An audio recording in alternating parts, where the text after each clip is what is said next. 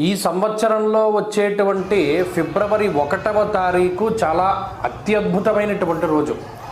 మహామాఘి అంటారు. ఈ పౌర్ణమి చాలా విశేషమైనటువంటి పౌర్ణమి.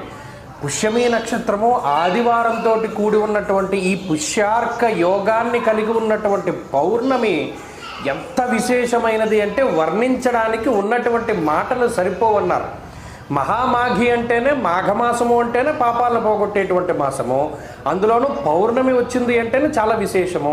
ఆ పౌర్ణమి ఆదివారం పడటం మరింత విశేషము. ఆ ఆదివారం నాడే పుష్యార్క యోగము, పుష్యమి నక్షత్రం రావడం అంటే ఇక జన్మలు తరించిపోవడానికి, ఎంత తపస్సు చేసినా పోవనటువంటి మహా పాపాలను పోగొట్టుకోవడానికి ఇది చాలా గొప్ప సదవకాశము. ఏమంటే ఏం చేయాలండి ఈ మహామాఘి రోజు, పుష్యార్క యోగం ఉన్నటువంటి రోజు ఏం చేయాలండి అంటే ప్రత్యేకించి సముద్ర స్నానం చెప్పబడినది. సంకల్పపూర్వకంగా అఘమర్ష